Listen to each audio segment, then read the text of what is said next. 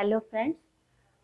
मैं आज का टॉपिक आपसे डिस्कस करूं उसके पहले मैं आपको एक्टिविटी शो करना चाहती हूं। पहले आप इस एक्टिविटी को ध्यान से देखिए, उसके बाद हम जनरलाइज करेंगे कि ये क्या हो रहा है और उसके बाद ही मैं बताऊंगी कि हमारा आज का टॉपिक क्या है। हाँ बेटे, चलिए आप chapter 16 the fox and the stork की रीडिंग करिए। Okay ma'am.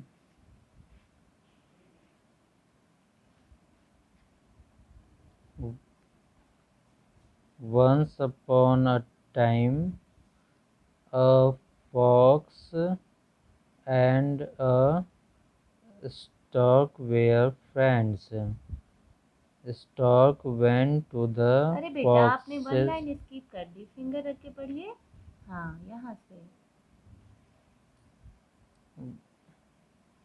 One day, the fox invited the stork to dinner. नहीं बेटे, The ये डिनर नहीं, डी है, dinner. the dinner. The stork went to the fox's house. Please sit down. I bound नहीं have. बेटे, ये D है, DOWN, down. Please sit down. I have made some delicious delicious. some delicious soup.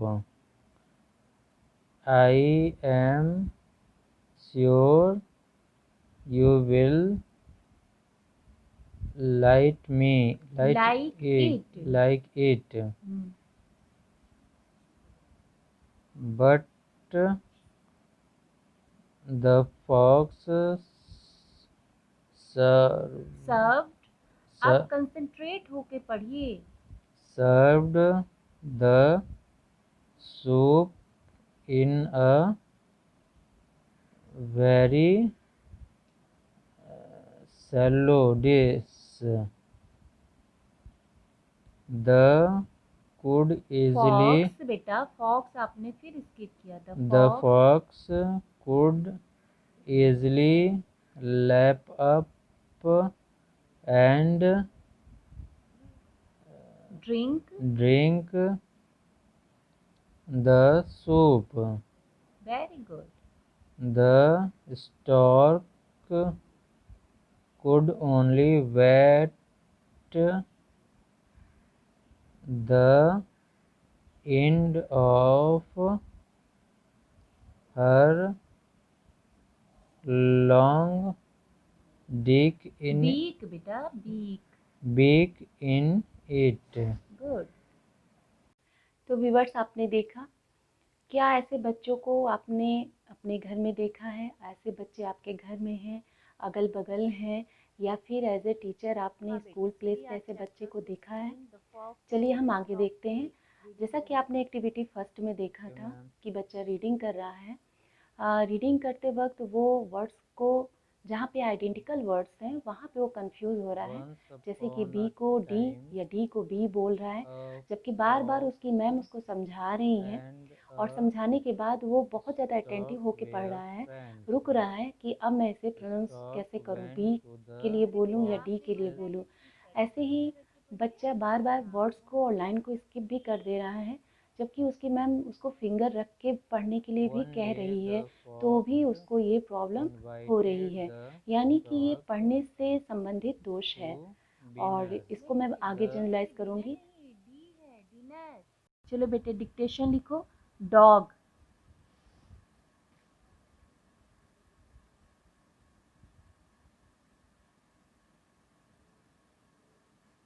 Dog बेटा, आपके पास eraser है ना?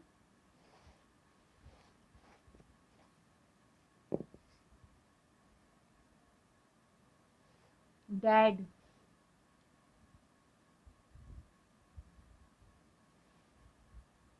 Bed,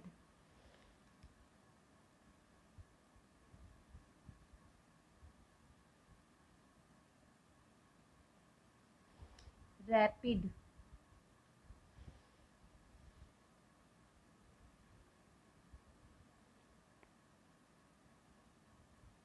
आप ध्यान से नहीं लिख रहे हो, बहुत मिस्टेक हो रही है आपसे। इरेजर यूज करो।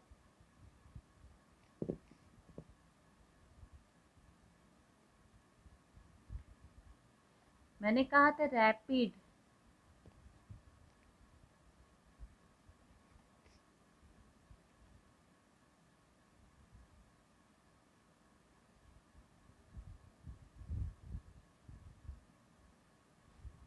डू,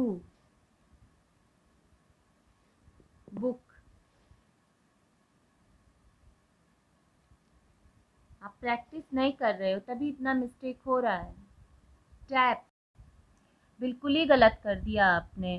ध्रुव ऐसे नहीं लिखते हैं। अब आप नेक्स्ट लिखिए वही।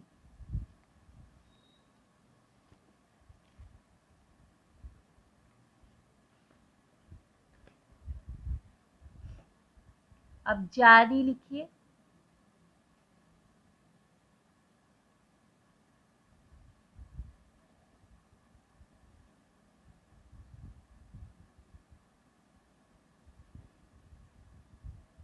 गुड। सुनहरी।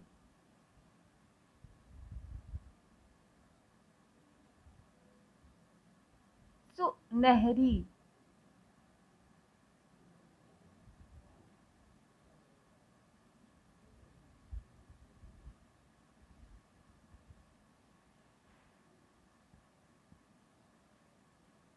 ओके बेटे, यहाँ पे कुछ सम से इसको सॉल्व करिए।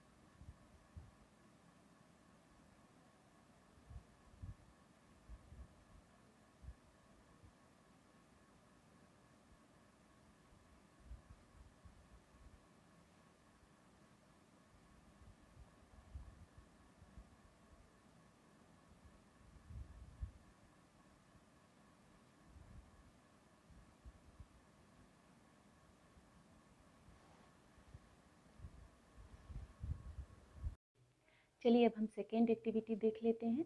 यहाँ पर स्टूडेंट जो बच्चा था उससे जो है डिक्टेशन लिखवाया गया था, लेटर लिखवाया गया था। और यहाँ पे देखिए जहाँ पे मिरर वाले वर्ड थे, आइडेंटिकल वर्ड थे, वहाँ पे उसको कन्फ्यूज़न हो रही थी। फर्स्ट में उसने सही लिखा है DOG डॉग, क्योंकि ये कई बार हो सकता है, कई बार कहा गया है, वो बचपन से पढ़ता रहा है तो इसको तो वो सोच समझ के लिख दिया है। लेकिन जहाँ पे B और D एक साथ आ रहे हैं, जैसे यहाँ पे डैड था, उसने डैड लिख दिया है कि अब कैसे लिखना है B की D, फिर ये मिरर इमेज वाले लेटर पे कंफ्यूज हुआ है वो। ऐसे ही ये बैड था और यहाँ पे उसने डैड लिख दिया है। P और Q में भी बच्चों को कंफ्यूजन होती है, तो रैपिड था, Q लिख रहा था, उसकी मैम ने फिर मना किया, उसके बाद फिर वो P बना रहा है, तो कंफ्यूजन है उसको। मीन्स टू से कि जहाँ पे आइडेंटिकल लेटर हैं वहाँ पे उसको प्रॉब्लम हो रही है। तो ये हमारा जो है लिखने से संबंधित दोष हो गया। नेक्स्ट हमने एक्टिविटी कराया था, यहाँ भी हमने श्रुतलेख उसको दिया था। और यहाँ पे देखिए बच्चे को दिन, किला, सूरज, धूप, ध्रुव था ये। तो देखिए वो बार बार उसको प्रॉब्लम हो रही थी, ई की मात्रा और छोटी और बड़ी में वो कंफ्यूज हो रहा था। इस बच्चे ने तो तब भी बहुत साफ लिख रखा है। कुछ बच्चे तो बड़ी और छोटी ई इतनी बार आगे पीछे एक ही वर्ड, जैसे दिल लिखा है, इसी में वो छोटी ई भी चढ़ा देगा, फिर कंफ्यूज होगा, इसी में वो फुट बड़ी ई भी लगा देगा। अब जो टीचर है या जो भी उसका ट्यूशन टीचर हो या घर के कोई गार्जियन पढ़ा रहे हो, वो कंफ्यूज हो जाते हैं कि लिखा क्या है, और वो कट कर देते हैं उसके वर्ड्स को। नेक्स्ट है उसका ध्रुव, लिखी देखिए यहाँ पे लिखा हुआ है ऐसे ही, छोटी ऊ और बड़ा ऊ में वो कंफ्यूज होता है। नेक्स्ट देखिए ध्रुव ऐसे नहीं लिखा जाता है। अब उसको इस र में भी उसको प्रॉब्लम होती है कि वो र कहाँ लगाए, नीचे लगाए, ऊपर लगाए, व पे लगाए कि ध पे लगाए। तो आपको समझ में आ ही गया होगा कि ये लिखने से संबंधित दोष उसके अंदर है। नेक्स्ट हमने दिया था उसको मल्टीप्लाई दिया था, सम्स दिया था, सम्स में प्लस था, माइनस था और मल्टीप्लाई था। तो देखिए रिपीटेशन था, प्लस उसने समझ लिया है, कर दिया, फिर प्लस कर दिया, बट यहाँ पे वो अब ध्यान नहीं दे रहा है कि ये प्लस नहीं, ये माइनस का साइन है। यहाँ पे क्या कर रहा है, वो कंटिन्यूटी कर रहा है कि 2 प्लस था तो ये भी प्लस ही होगा, और उसने इसको प्लस ही कर दिया है, जबकि यहाँ पे माइनस का साइन था। नेक्स्ट देखिए यहाँ पे मल्टीप्लाई था, अब वो कंफ्यूज है प्लस और मल्टीप्लाई के साइन में, और चूंकि उसको लग रहा है कि सारे प्लस हैं तो ये साइन भी प्लस का ही होगा, और यहाँ पे उसने क्या कर दिया है, प्लस कर दिया है। तो ये क्या हो गया, ये उसका गणित संबंधी दोष हो गया। और देखिए इन बच्चों की कॉपियाँ कितनी गंदी होती हैं। अभी तो फ़िलहाल फिर भी ये साफ़ है। देखिए यहाँ पे अगर आपको दिख रहा हो तो वो कई बार रब करते हैं, कई बार राइट करते हैं, तो कॉपी इतनी गंदी हो जाती है, और कई बार ध्यान नहीं देते हैं तो हाथ से रब करना स्टार्ट कर देते हैं, जबकि इरेज़र उनके पास में होता है।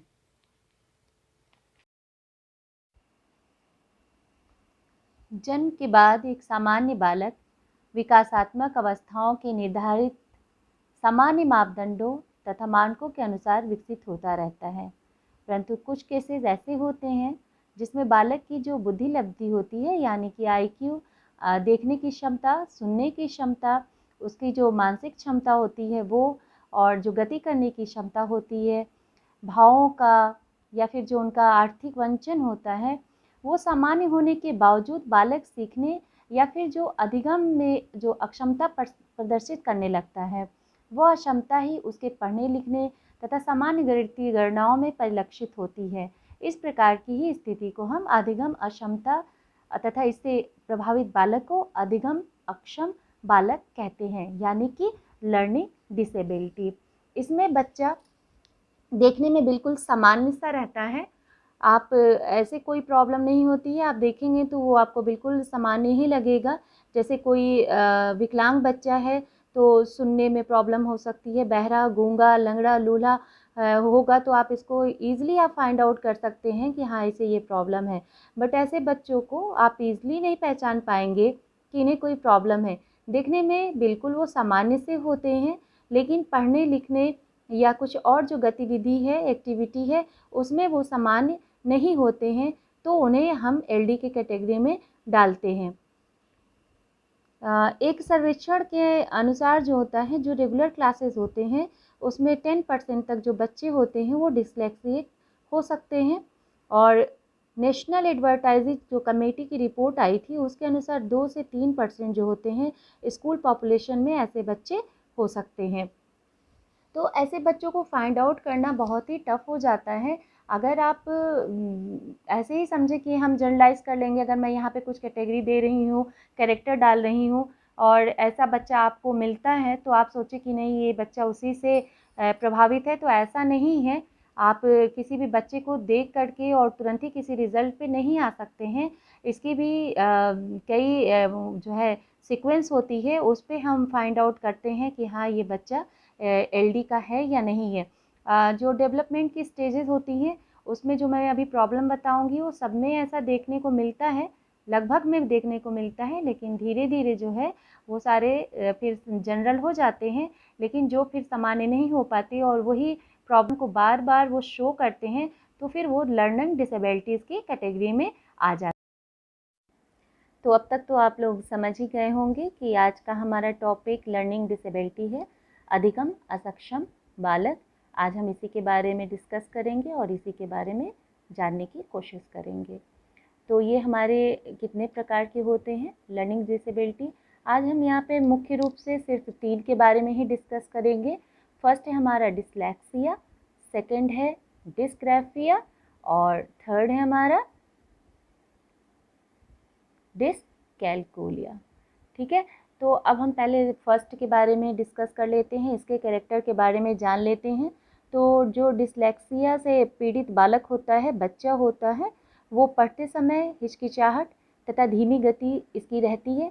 मतलब कि जब ये पढ़ता है तो इसके अंदर कॉन्फिडेंस नहीं होता है पढ़ने के लिए, तो वो समझ समझ के संकोच से पढ़ता है कि कहीं अभी डांट ना पड़ जाए, और इस वजह से ही उसकी जो स्पीड होती है पढ़ने की वो बहुत ही स्लो हो जाती है, तो उसे कॉन्फिडेंस नहीं रहता है, धीमी उसकी गति रहती है। नेक्स्ट है हमारा पढ़ते समय लिखित सामग्री का बड़ा हिस्सा वो छोड़ देते हैं। मतलब ये कि वो जो है अटेंटिव नहीं होते हैं, तो जब वो पढ़ते रहते हैं तो वो क्या करते हैं, स्किप कर जाते हैं। कभी कभी वो वर्ड्स को स्किप कर जाते हैं, कभी वो मोस्टली क्या करते हैं, जब एक पैरा पढ़ते हैं उसके बाद से वो एक दो पैरा वो क्या कर जाते हैं, स्किप कर देते हैं, और वो उसके बाद 2-3 पैरा छोड़ने के बाद वो पढ़ना स्टार्ट कर देते हैं। मतलब ये कि वो ये नहीं पकड़ पाते हैं। अगर बारीक लिखा होगा तो वो और दिक्कत होती है। इसलिए आप ध्यान देते होंगे कि जो बुक बच्चों की बनाई जाती है वो थोड़े बड़े लेटर में लिखा होता है कि बच्चों को ईज़िली वो समझ पाएँ कि हाँ इसके बाद ये फिनिश हो गई लाइन और उसके बाद ये स्टार्ट हुई है। क्योंकि कुछ बच्चे एलडी के उसमें होते हैं और वो क्या करते हैं, अगर बहुत बारीक लिखा होगा तो वो क्या करेंगे, वो समझ ही नहीं पाएंगे और वो स्किप करते चले जाएंगे और पढ़ते हुए लिखित सामग्री का हिस्सा वो छोड़ते चले जाएंगे। तो इस वजह से बुक में जो है थोड़ा लेटर बढ़ा दिया जाता है बच्चों के लिए। नेक्स्ट हमारा कैरेक्टर है एक एक शब्द को बिना लय के जोर जोर से पढ़ते हैं। जैसे कि कोई भी लय के साथ कब पढ़ेगा, आप समझ सकते हैं, जब चीज़ों को हमें समझ में आएगा हम क्या पढ़ रहे हैं, स्टोरी है, कोई पोयम है या फिर क्या है, वो हम समझ रहे हैं या हम किसी के बारे में बताने जा रहे हैं कि इसने ये कहा ये नहीं कहा, तो हम एक लय रहता है हमारा। लेकिन अगर वो बच्चा समझ ही नहीं रहा है कि वो पढ़ क्या रहा है, तो उसे सिर्फ पढ़ने से मतलब होता है, तो वो बस पढ़ ही ले तो उसको लगता है कि हाँ बहुत बड़ा काम हो गया, हमने इसको पढ़ लिया है, तो वो तेज़ी के साथ उसको पढ़ता है। नेक्स्ट है हमारा शब्द का वो जो है वो गलत उच्चारण करते हैं। यहाँ पे देखिए प्रोनाउंसिएशन का उनको प्रॉब्लम होता है, वो समझ नहीं पाते हैं, जनरली उन्हें प्रॉब्लम होती है उसमें आपके वॉवेल्स में प्रॉब्लम होती है, तो इस वजह से जब वो समझ नहीं पाते हैं तो जब उच्चारण भी तो गलत ही करेंगे, तो वो प्रोनाउंसिएशन भी शब्दों का गलत करते हैं। जो समझ में आता है वही वो पढ़ते चले जाते हैं, उन्हें ज़्यादा उससे मतलब नहीं होता सही है या फिर गलत है। हमारा नेक्स्ट है कैरेक्टर अक्सर वर्तमान काल में पढ़ते हैं यद्यपि लिखी सामग्री भूतकाल में ही क्यों न हो। इससे आप समझ में आ रहा होगा प्रेजेंट और पास्ट का मतलब ये है कि वो अगर कोई चीज़ लिखा हुआ है कि राम गया था और उसने मार्केट से ये सामान लिया था, लेकिन अब वो क्या करेगा, वो भूतकाल में नहीं पढ़ता है, वो यही कहेगा कि राम जाता है और वो जब जाता है तो वो यहाँ से ये खरीद रहा है। तो वो भूतकाल को वो नहीं पढ़ पाते हैं, पास्ट को वो नहीं समझ पाते हैं, वो हर चीज़ को प्रेजेंट में ही रिप्रेजेंट करते हैं। नेक्स्ट कैरेक्टर है हमारा शब्दों को वो पीछे से पढ़ते हैं। मतलब आपको समझ में आ रहा होगा कि यहाँ एग्जाम्पल के तौर पे यहाँ पे स्लाइड में शो हो रहा है कि टैप लिखा हुआ है, तो वो टैप नहीं पढ़ते हैं, टैप को वो क्या पढ़ेंगे, पैट पढ़ रहा है। मतलब ये कि वो पीछे से पढ़ रहा है, ये उसकी प्रॉब्लम है। तो वो लास्ट लेटर को फर्स्ट लेटर समझ रहा है और फर्स्ट को लास्ट लेटर समझ रहा है। नेक्स्ट है आपका कि वो गलत क्रम में पढ़ते हैं। मतलब जो उनका सीक्वेंस होता है वो गलत हो जाता है। जैसे कि लाइन लिखी हुई है, जैसे अभी मैं ऐसे कैरेक्टर ही बता रही हूँ, तो आपके जो स्लाइड पे शो हो रहा है वो 1 बाय 1 हो रहा है। बट अगर यही स्लाइड पे पूरा 1 to 7 या 1 to 11 पूरी स्लाइड शो होगी, तो जो अगर एलडी का बच्चा होगा तो वो 2-3 या 3-4 ऐसे वो स्किप करता चला जाएगा और सीक्वेंस जो होगा उनका वो गलत होता चला जाता है। नेक्स्ट है आपका स्वरों के उच्चारण में उनको कठिनाई होती है। अभी मैंने थोड़ी देर पहले भी बताया हुआ था। तो जो स्वर होते हैं या जो वॉवेल होते हैं ए, ई, आई, ओ और यू, जब इनका वो प्रोनाउंसिएशन करते हैं, उच्चारण करते हैं, तो ये उन्हें डिफ़िकल्ट लगता है इसको उच्चारण करना। और इसको जब भी ये आता है हमारे शब्दों में या वर्ड्स में या सेंटेंसेस में, तो इसका प्रोनाउंसिएशन वो गलत कर जाते हैं। फिर नेक्स्ट है हमारा शुरुआती व्यंजनों को वो गलत पढ़ते हैं। शुरुआती व्यंजन मतलब आप समझ रहे होंगे, क है, ख है, फिर आपका च है, छ है, फिर ट है, ठ है। इसको वो क्या करते हैं, इसको वो गलत तरीके से पढ़ जाते हैं, उनको वो समझ में नहीं आता है। तो ये जो स्टार्टिंग के आप समझ गए होंगे स्टार्टिंग व्यंजन कौन से हैं, मैं यहाँ पे स्लाइड में शो भी कर रही हूँ जिससे कि आपको इजीली समझ में आ जाए। तो ये आप देख रहे होंगे, अभी हमारे स्लाइड पे अच्छा आ रहा था। ठीक है। नेक्स्ट है हमारा शब्दों को या तो वो 2 बार पढ़ देते हैं या फिर वो छोड़ देते हैं। यहाँ पे मैं 10 का ही जो मेरा स्लाइड पे शो हो रहा है उसी को लेकर के एग्जाम्पल मैं बताना चाहती हूँ। जैसे कि मैंने अगर एलडी का बच्चा है तो वो क्या पढ़ेगा, इसको वो इस तरह से पढ़ेगा, शब्दों को या तो 2 बार पढ़ देते हैं या छोड़ देते हैं। या फिर वो ऐसे पढ़ेगा, शब्दों को बार पढ़ देते हैं या छोड़ देते हैं। यानी कि आपने अगर ध्यान से मुझे सुना होगा तो मैंने या तो 2 बार 2 टाइम्स पढ़ा है और नेक्स्ट में मैंने क्या किया है, या तो 2 बार को छोड़ ही दिया है। तो ये एलडी के बच्चों की प्रॉब्लम होती है। जब वो पढ़ते हैं तो वो या तो 2 बार ही रिपीट कर जाते हैं। मतलब ये कि उनको कहीं ना कहीं जो है प्रॉब्लम होती है कंसंट्रेशन में, और नहीं तो वो फिर 2 बार पढ़ेंगे या फिर उसको कुछ वर्ड्स को वो छोड़ करके आगे बढ़ जाते हैं। नेक्स्ट है आपका, अब हम डिस्ग्राफिया पे आ गए हैं। ये सेकेंड टाइप की डिजीज़ है एलडी के बच्चों की। अब इसका कैरेक्टर हम देख लेते हैं। लिखने में मात्रा का वो ध्यान नहीं रखते हैं, जैसे कि उन्हें मात्रा में प्रॉब्लम होती है और वो ध्यान नहीं रख पाते हैं इसका। नेक्स्ट है आपका धीमी गति से हिचकिचाते हुए लिखते हैं। अब अगर वो पढ़ने में ये सब प्रॉब्लम कर रहे हैं तो सेम प्रॉब्लम उन्हें लिखने में भी होगी। डिस्ग्राफिया लिखने से संबंधित दोष में आता है। लिखते समय जो कुछ हिस्सा होता है छोड़ देते हैं। मैंने पहले ही बताया है, पढ़ने में अगर वो स्किप कर जा रहे हैं तो जाहिर सी बात है कि वो लिखने में भी कुछ हिस्सा छोड़ देते हैं। ये उनकी प्रॉब्लम होती है, स्किप कर जाते हैं। कई बार शब्दों को वो उल्टा लिख देते हैं। मैंने अभी यहाँ पे बताया था आपको कि चलिए यही स्लाइड पे शो हो गया है तो मैं पीछे नहीं जा रही हूँ। बैड का वो डैप लिख देते हैं, क्योंकि वो पढ़ते भी इसी तरीके से हैं तो वो लिखते भी कहीं ना कहीं उनके कॉन्सेप्ट में प्रॉब्लम हो रही है। नेक्स्ट है आपका वाक्यों में शब्दों का जो क्रम होता है वो गलत कर देते हैं। तो मैंने पहले भी बताया था कि सीक्वेंस जो उनका होता है वो गलत हो जाता है। जैसे कि अगर वो पढ़ने में ऐसी प्रॉब्लम वो क्रिएट हो रही है कि उनसे स्किप हो जा रही हैं चीज़ें, तो उसी तरह से हमें ध्यान रखना चाहिए कि वो लिखते वक्त भी सेम प्रॉब्लम से, अगर ये प्रॉब्लम उनके में है तो ये प्रॉब्लम उनकी लिखावट में भी शो होने लगता है और वो क्रम को गलत करते चले जाते हैं। नेक्स्ट इसका कैरेक्टर है, शब्दों को 2 बार लिख देते हैं या फिर बिल्कुल से ही छोड़ देते हैं। मैंने अभी आपको पहले भी बताया था कि जब वो पढ़ रहा था तो वो क्या कर रहा था, वो 2 बार, अभी मैंने पढ़ के भी बताया था कि 2 टाइम्स रिपीट कर दे रहा है, और नहीं तो वो जो है क्या करता है, छोड़ दे रहा है। तो लिखने में भी सेम प्रॉब्लम उसके साथ आ रही है, या तो वो रिपीट करेगा और नहीं तो किसी न किसी वर्ड्स को या सेंटेंसेस को वो छोड़ भी देता है। नेक्स्ट उसका कैरेक्टर है, उपसर्ग या प्रत्यय को लिखते समय ध्यान नहीं रखते। आपको उपसर्ग या प्रत्यय याद है क्या? कई बार हमें बहुत टाइम हो जाता है, लेकिन हमारा कॉन्सेप्ट अगर हमें टीचर क्लियरली बता रहा है और हम समझ रहे हैं और ये हमारी प्रैक्टिस में है अगेन अगेन, ये मैं समझ सकती हूँ कि कुछ साल पढ़ाई छोड़े हुए हो गया तो वो भूल चुके होंगे उपसर्ग या प्रत्यय क्या होता है। तो प्रत्यय जो आगे जोड़ करके बनता है, जैसे कि अति और अधिक में जो अगर हम अति कर दें अधिक जोड़ करके तो ये क्या हो जाएगा, अत्यधिक हो जाएगा। तो जो आगे की तरफ जोड़ते हैं शब्दांश को तो वो प्रत्यय होता है, उपसर्ग पीछे की तरफ लगता है। नेक्स्ट है हमारा गंदी लिखावट तथा भद्दापन रहता है।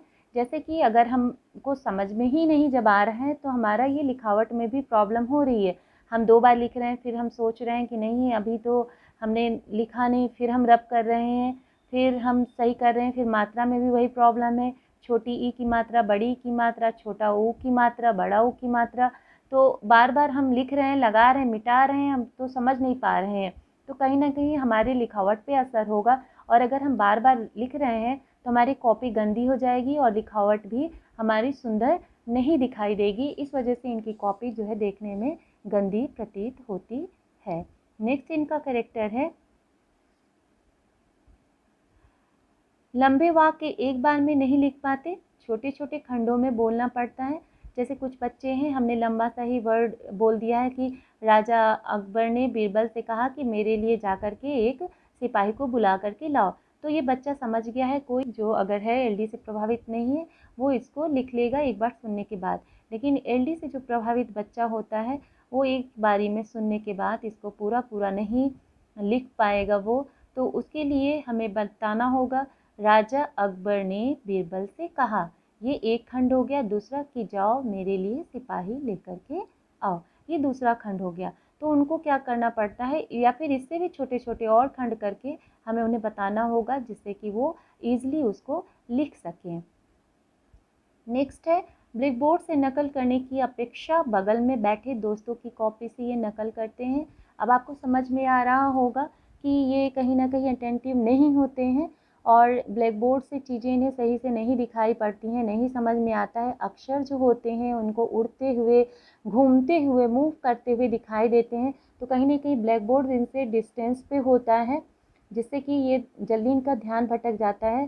तो ये क्या करते हैं, अब उन्हें नहीं समझ में आ रहा है तो वो अपने बगल के बच्चे में जो बैठा हुआ है कोशिश करते हैं कि देख लिया जाए एक बार कि ये क्या लिखा हुआ है। तो वहाँ कहीं ना कहीं बोर्ड से ज़्यादा सही उनको बगल के बच्चे से कॉपी करने में इन्हें इजी हो जाता है। तो ये बगल में जो बच्चा बैठा होता है ये उसकी कॉपी से चीटिंग करते हैं या कॉपी करने की कोशिश करते हैं कि देख लिया जाए कि ये जो है शायद बोर्ड से ज़्यादा क्लियर मुझे इसकी कॉपी में दिखाई दे देगा।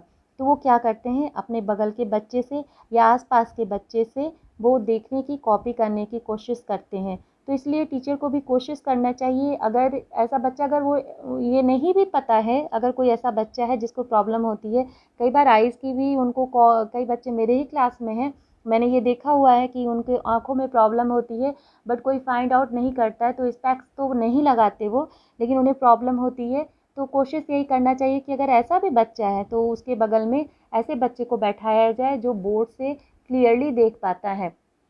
और अगर फाइंड आउट हो ही जा रहा है कि हाँ इस बच्चे को प्रॉब्लम है ब्लैक बोर्ड से उतारने में, कॉपी करने में, तो फिर तो कोशिश यही करनी चाहिए कि उसको बोर्ड से पास में ही बैठाया जाए, टीचर को अपने पास ही बगल में ही उसको, मतलब जहाँ पे टीचर की सीट है या टीचर रहती हैं उसके जस्ट बाद की सीट इन बच्चों को प्रोवाइड की जाए, जिससे कि वो ईजिली इसको बोर्ड से देख सकें। I think teachers should consult students' parents also to provide the essential knowledge to deal them at home. This is a different kind of disability. There is no need to worry. Okay, because lots of examples are in front of us. Next है हमारा dysgraphia का ही character. लिखते समय articles का उचित प्रयोग नहीं कर पाते हैं। आर्टिकल्स का आपको समझ में आ रहा होगा, आर्टिकल्स क्या होते हैं, तो ये नहीं समझ पाते हैं और उसका जो उपयोग है वो भी वो यूज़ नहीं कर पाते। इतने डीप में वो कहाँ जा पाएंगे, उन्हें तो अभी छोटे छोटे से प्रॉब्लम हो रही है। तो नेक्स्ट है आपका, लिखते समय कैपिटल और स्मॉल के कॉन्सेप्ट को भी वो नहीं समझ पाते हैं और गलतियां करते हैं। आपको समझ में आ रहा होगा, जैसे लिखा गया है दिस इज़ अ बॉय, अब बॉय में बी वो लिख रहा है कैपिटल में, ओ को लगा दे रहा है, फिर स्मॉल में फिर y को कैपिटल कर दे रहा है, मतलब बीच बीच में ये स्मॉल और कैपिटल का यूज़ करते रहते हैं और कंफ्यूज रहते हैं कि क्या लगाना है, यहाँ पे इनका कॉन्सेप्ट क्लियर नहीं होता है। नेक्स्ट अब हमारा आ गया है डिसकैलकुलिया, यानी कि मैथ से संबंधित प्रॉब्लम। मैथमेटिकल सिंबल्स में कंफ्यूज हो जाते हैं। मतलब मैंने अभी आपको एक्टिविटी भी करके दिखाया था और उसमें जो स्टूडेंट था, जो बच्चा था, वो एलडी से प्रभावित था और उसको प्रॉब्लम हो रही थी प्लस में। अब कंटिन्यूटी में देख रहे थे आप कि प्लस प्लस किया है तो उसके बाद फिर माइनस के साइन पे वो ध्यान ही नहीं दे रहा है, उसको लग रहा है कि 2 प्लस कर दिया मैंने तो यहाँ पे भी नेक्स्ट हमारा प्लस ही होगा। ऐसे बुक में भी वो बच्चे यही करते हैं, जबकि बुक में बहुत खूबसूरत से, छोटे बच्चों की बुक तो बहुत अच्छे से मैं खुद देखती हूँ कि बहुत अच्छा लिखा होता है उस पर सब कुछ, लेकिन फिर भी कुछ बच्चों को मैंने ऐसा देखा हुआ है कि वो 2 प्लस 3 प्लस करने के बाद अगर पूरा जो है मिक्स है प्लस माइनस मल्टीप्लाई डिवाइड सब कुछ, तो वो नहीं गौर करते हैं कि ये नेक्स्ट जो है हमारा माइनस आ चुका है और वो क्या करते हैं उसको भी प्लस ही कर देते हैं। और प्लस और मल्टीप्लाई का बच्चों को कुछ को साइन एक ही जैसा लगता है, तो वो क्या करते हैं प्लस को मल्टीप्लाई और मल्टीप्लाई को वो प्लस कर देते हैं, तो ये इनमें सिम्बल्स की कन्फ्यूज़न आती है। नेक्स्ट उनका करेक्टर है जटिल मैथ्स के सवालों को वो सॉल्व नहीं कर पाते हैं। जी हाँ, वो एलडी से प्रभावित बच्चा है और कैलकुलेशन में उसको प्रॉब्लम हो रही है, तो जो मैथ के जटिल क्वेश्चन होंगे, टफ होंगे, वो नहीं सॉल्व कर पाएगा। अब इसका सबसे छोटा एग्जांपल अगर मैं दूं तो छोटे क्लास के बच्चों में बोर्ड मास आ जाता है और बोर्ड मास में उन्हें कोष्टक वगैरह जो होते हैं, उसके बाद प्लस माइनस क्या पहले करना है क्या नहीं, इसका नियम होता है बोर्ड मास का, तो उन्हें प्रॉब्लम होती है सॉल्व करने में कि पहले किसको सॉल्व करना है और ये हमेशा गलत कर देते हैं। नेक्स्ट है मैथ धीमी गति से तथा हिचकिचाहट से करते हैं। अगर कोई भी काम है और हमें नहीं आता है तो हम हेजिटेशन रखते हैं, तो ऐसा ही इनके साथ मैथ में इनको प्रॉब्लम होती है और ये क्या करते हैं, इन्हें कॉन्फिडेंस नहीं होता तो उसको धीमे धीमे स्लोली करते हैं कि ऐसा ना हो कहीं कोई मिस्टेक हो जाए। नेक्स्ट है हमारा confusion in math formulas. Math के फार्मूलाज में उनको कन्फ्यूज़न होती है, जैसे कई मैथ के फार्मूला होते हैं। फैक्टर को ही अगर लेते हैं तो a प्लस बी का होल स्क्वायर कैसे ओपन होता है, a माइनस बी का होल स्क्वायर या फिर ए स्क्वायर माइनस बी स्क्वायर, तो ये लर्न तो वो करते हैं पर वो उतने ही ईजिली वो भूल जाते हैं और सब उन्हें एक जैसा ही लगने लगता है कि अब इसमें कौन सा फार्मूला हमको लगाना है और कैसे हमको इसको सॉल्व करना है। नेक्स्ट है हमारा मिस्टेक्स इन टेबल्स। टेबल्स देखिए मैंने पहले ही यहाँ पे डिस्कस किया हुआ था डिस्लेक्सिया और डिस्ग्राफिया में कि उन्हें सीक्वेंस में प्रॉब्लम होती है, तो मैथ का जो मेरा टेबल है वो सीक्वेंस में ही चलता है 1 2 3 4। उसे सीक्वेंस जब वो स्किप कर जा रहा है तो मैथ का जो टेबल जो मैथ में आ रहा है वो कैसे करेगा, उसे प्रॉब्लम होगी ही। फिर जो हमारा जो ज्यामितीय आकारों में कन्फ्यूज़न होता है, आप ज्यामितीय शेप से समझ सकते हैं क्या क्या होता है। सर्कल है हमारा, ट्रायंगल है और ओवल शेप है, सिलेंडर है, तो ये सब उन्हें ज़्यादा समझ में आता नहीं है।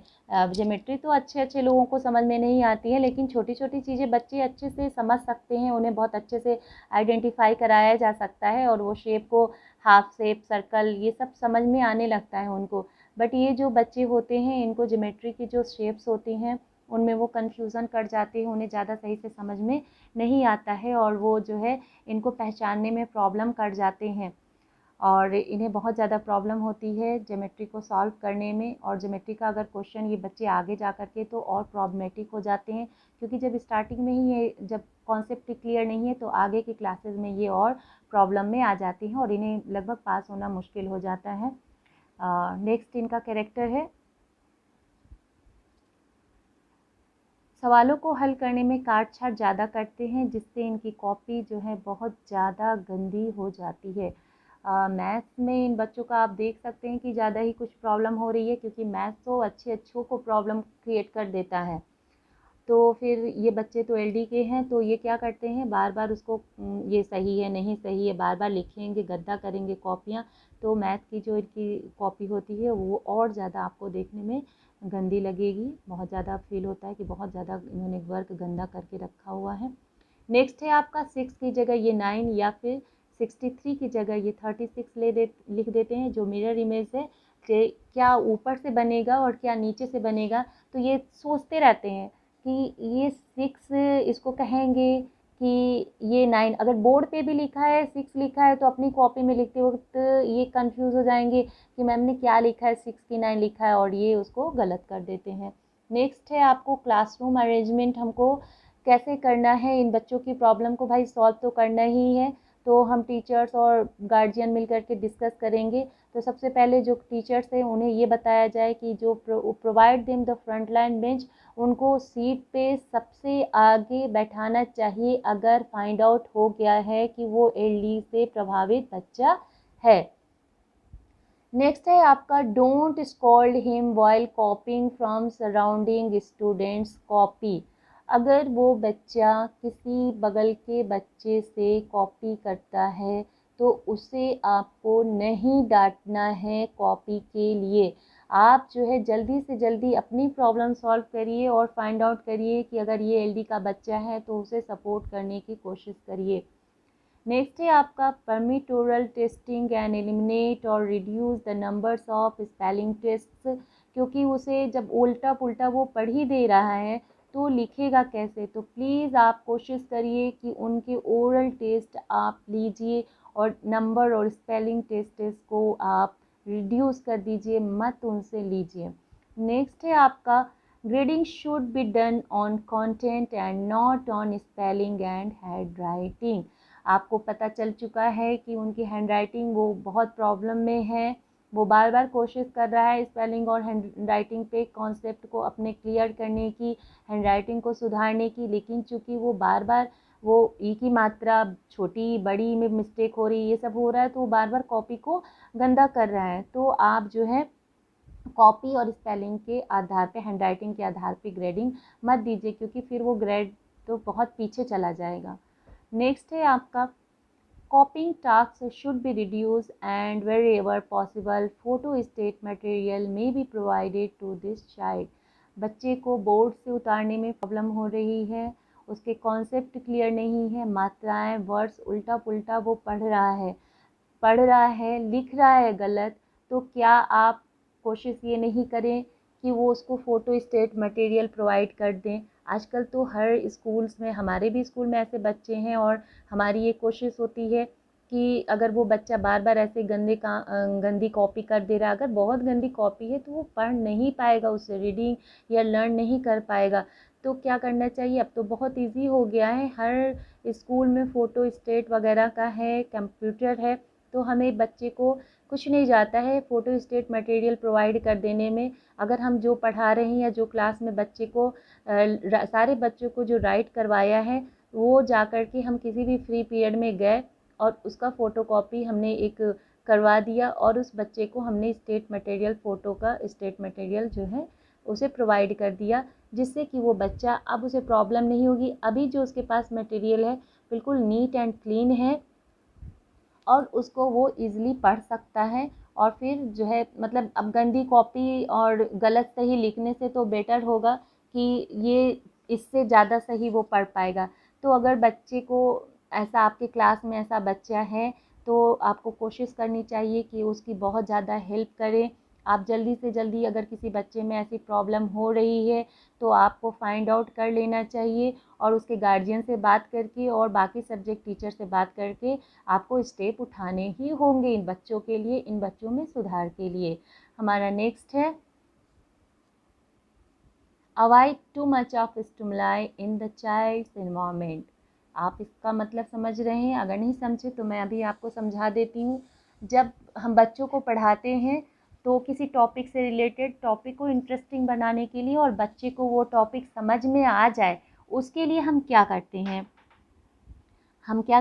हम जो है चार्ट पेपर या फिर कोई स्पेसिमेन या कुछ और इंटरेस्टिंग तरीके से मॉडल वगैरह लाते हैं या बच्चों से बोलते हैं बना के लाने के लिए और उस सब्जेक्ट को पढ़ाते हैं। या क्लास में भी कुछ जो है हम हैंग कर देते हैं कि फ्री पीरियड में बच्चे इन्हें पढ़ते रहेंगे, देखते रहेंगे, अगर फ्री पीरियड है तो थोड़ी देर के लिए। तो ये क्या हो गया, ये तो नॉर्मल जो बच्चे हैं उनके लिए तो ये बहुत अच्छा है, ये टीचिंग एड्स मटेरियल हो गया।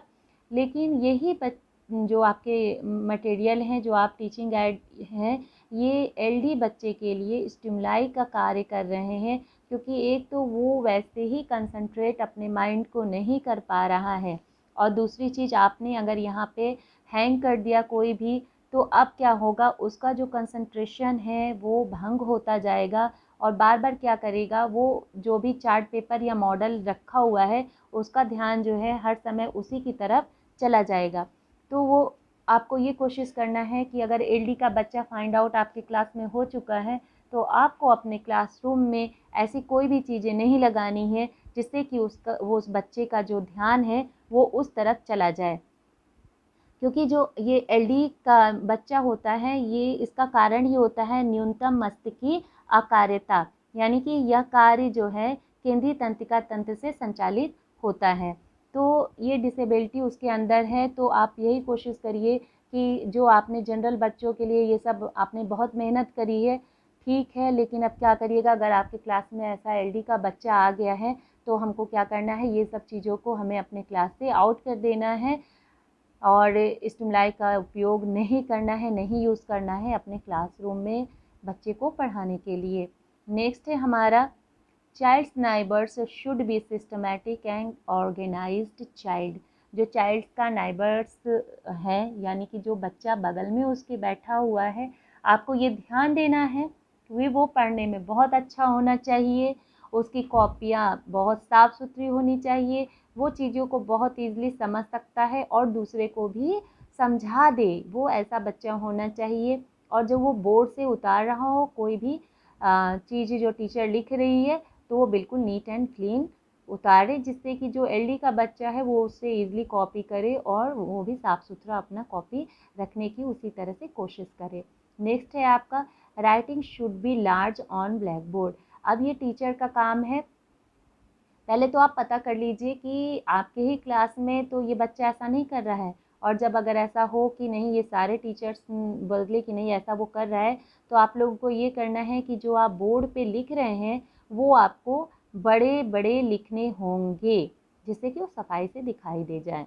नेक्स्ट है आपका, colourful chalk should be used while writing identical items like BD 69 etcetera. अब आप समझ में आपको आ गया होगा कि ये जो आइडेंटिकल जो आइटम्स हैं, बी देखिए और डी देखिए, तो उसको आपको क्या करना है, बी यहाँ पे मैंने स्लाइड में शो किया हुआ है, आप देख सकते हैं कि बी जो है ब्लैक में है और जो हमारा डी है वो रेड से मैंने यहाँ पे शो किया हुआ है। आपको ऐसे ही करना है, जब भी ऐसा हो तो बच्चों को क्या करना है, इसी तरह से शो करना है आइडेंटिकल आइटम्स को, जिससे कि उसके माइंड में बिल्कुल आ जाए कि ये इसको बी है और ये डी है। तो आप समझ गए होंगे, जैसे कि आइडेंटिकल आइटम्स या फिर जब मिरर इमेजेस आता है तो आपको डिफरेंट कलर के चॉक्स यूज़ करने हैं। जैसे कि this is a bad boy, तो अब यहाँ पे बैड आया है तो ये मिरर इमेज हो गया, तो बी को आप दूसरे कलर के चॉक से और डी को अलग कलर के चॉक से लिखिए जो आपके पास उस टाइम अवेलेबल हो। ऐसे ही 69 है आपका, तो यहाँ पे 6 को आप दूसरे कलर की चॉक से और 9 को दूसरे कलर की चॉक से लिख करके आइडेंटिफाई करिए।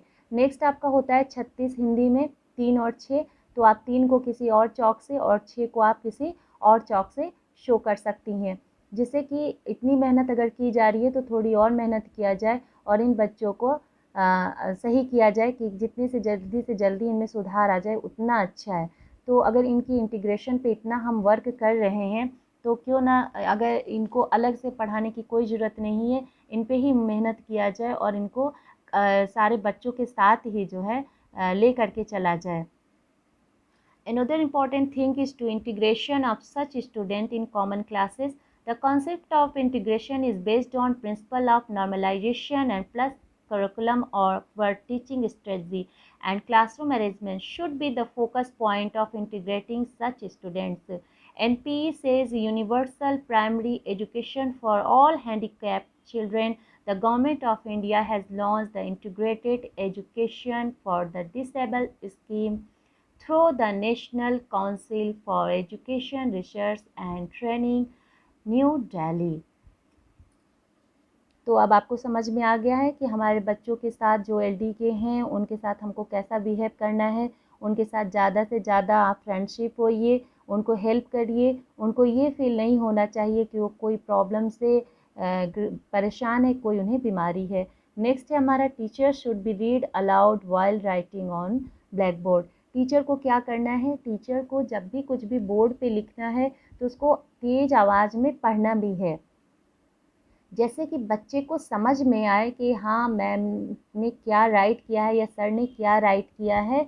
और उसको जैसे वो प्रोनाउंसिएशन में प्रॉब्लम है ना, जब आप तेज़ से पढ़ोगे, आप तेज़ से पढ़ेंगी या पढ़ेंगे तो उसको समझ में आएगा, वो कहीं ना कहीं अपने माइंड में कैच करने की कोशिश वो ज़रूर करेगा कि अच्छा मैम ने इसका प्रोनाउंसिएशन ये किया है, तो कहीं ना कहीं उसका उच्चारण भी सुधार आएगा, उसकी लिखावट में भी सुधार आएगी और उसे कम से कम जो है प्रॉब्लम सॉल्व करने में कम से कम टाइम मिलेगा। अगर इतनी मेहनत की जा रही है तो हमें उस बच्चों पे ज़रूर मेहनत करना चाहिए। अगर हम किसी का फ्यूचर सुधार सकते हैं, बना सकते हैं, तो टीचर का तो ये कर्तव्य ही है कि बच्चे को, कोई भी किसी भी तरह का बच्चा है, हमें उसे पढ़ाना ही है, हमें उसको सुधारना ही है।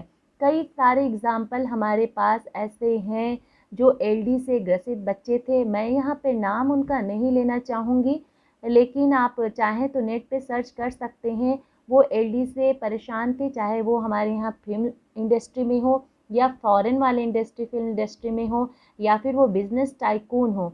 वो इस प्रॉब्लम से परेशान थे, लेकिन थे वो आगे जा कर के वो इससे आगे बढ़े और उन्होंने बहुत अपना नाम किया है, वो बहुत ज़्यादा फेमस हुए हैं। तो ये कोई बहुत बीमारी नहीं है बड़ी, बस इसको टाइम पे फाइंड आउट कर लेना है और टाइम पे उसको ट्रीटमेंट करना है। हमें टीचर का, पेरेंट्स का, साइकोलॉजिस्ट से भी मिल सकते हैं, ग्रुप बना लेना है और हमको अपने बच्चे के अंदर, ऐसे एलडी बच्चे के अंदर सुधार लाना है और उनको क्या करना है, उनको नॉर्मल लाइफ देनी है, जिससे कि वो सामान्य बच्चे की तरह अपना जीवन जी सके और आगे जा कर के अच्छी लाइफ बिता सकें।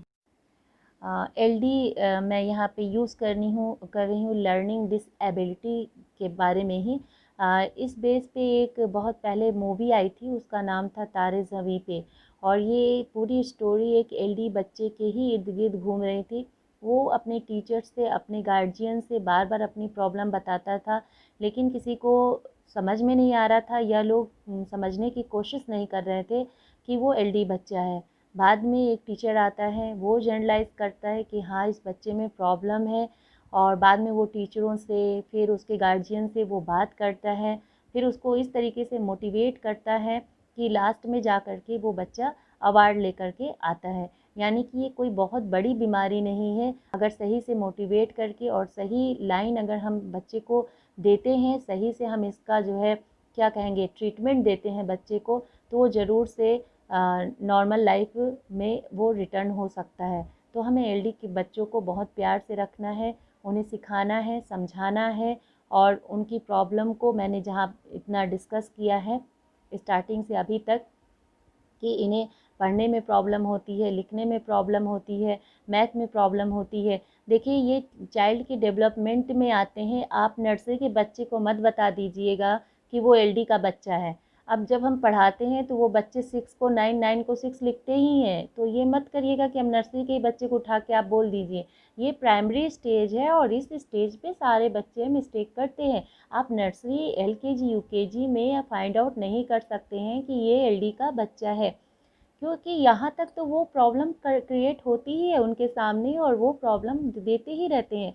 बट प्रॉब्लम तब हो जाती है जब ये आगे जा कर के ही और बढ़ ही रहा है, घटता नहीं है। बार बार रेगुलर आप बताया जा रहा है बच्चे को कि ये बी नहीं डी है, हर तरीके से ट्रीटमेंट दिया जा रहा है, टीचर बता रही है, गार्जियन समझा रहे हैं कि, और वो उसके क्लासेस भी अब आगे बढ़ते जा रहे हैं, लेकिन उसका जो प्रॉब्लम है वो सॉल्व नहीं हो रहा है। तब हम इसको फाइंड आउट करेंगे कि हाँ ये एलडी का बच्चा है। हमारे यहाँ अभी इंडिया में एलडी का कॉन्सेप्ट ज़्यादा पुराना नहीं है, अभी इसको लोग ज़्यादा नहीं जानते हैं। अभी इस पे बहुत सारे रिसर्च हो रहे हैं और रिसर्च करना बाकी है। तो अभी जो है किसी भी नतीजे पे पहुँचने से पहले आपको बहुत सोच समझ कर के ही किसी बच्चे को एलडी की कैटेगरी में लाना है। आपको जल्दबाजी नहीं करनी है। अगर बच्चा एलडी है तो परेशान नहीं होना है, पेशेंस के साथ वर्क करते रहना है बच्चों के साथ, उनको सामान्य धारा में लाना है। उनको हम बाहर नहीं फेंक सकते हैं, उनको हमको नॉर्मल बच्चे के साथ ही नॉर्मल क्लासेस में ही उनके तरीके से उन्हें ट्रीटमेंट देना है, उनको बिना बताए हुए उनमें सुधार लाना है, जिससे कि वो अपनी प्रॉब्लम से बाहर आएँ और जो है नॉर्मल लाइफ को जी सकें। बच्चे को बोल कर लिखने के लिए प्रेरित करना चाहिए। जैसे बोल बोल के लिखेगा तो वो स्किप भी कम करेगा और उच्चारण भी उसका सही होगा और जो हैंडराइटिंग है वो भी अच्छी होगी। तो ये कोशिश करना चाहिए। फिर उनको जो होमवर्क दिया जाता है वो डिस्क्रिमिनेशन लर्निंग की एक्सरसाइज के आधार पे देना चाहिए।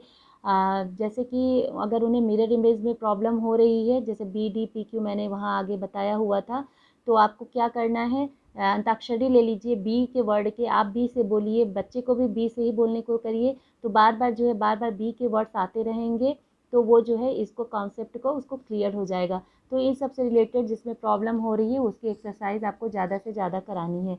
नेक्स्ट है आपका implements of provision provided by the authorities, relaxation in evaluation and second relaxation in choosing language subjects। मतलब ये कि आपको क्या करना है, उनका जो मूल्यांकन करना है, जो उनकी कॉपी चेक करनी है, उसमें आपको रिलैक्सेशन देना है। क्योंकि अब आपको अच्छे से पता चल गया है कि LD का बच्चा है, वो उसे मात्राओं में, लिखने में, मैथ्स में ये सब प्रॉब्लम है, जो वो जानबूझ के नहीं कर रहा है, क्योंकि वो एक बीमारी है, डिजीज़ है, जिससे वो परेशान है, तो उसकी वजह से हो रहा है। तो अब आप उसको पनिशमेंट नहीं दे सकते हैं, उसके साथ आप ज़बरदस्ती नहीं कर सकते हैं।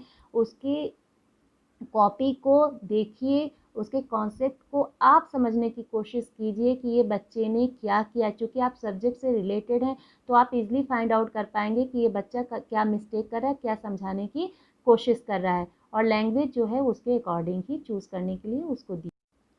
वी आल्सो नो कि ये प्रोविज़न जो है CBSE के द्वारा ही प्रोवाइड किया गया है LD बच्चों को छूट देने के लिए।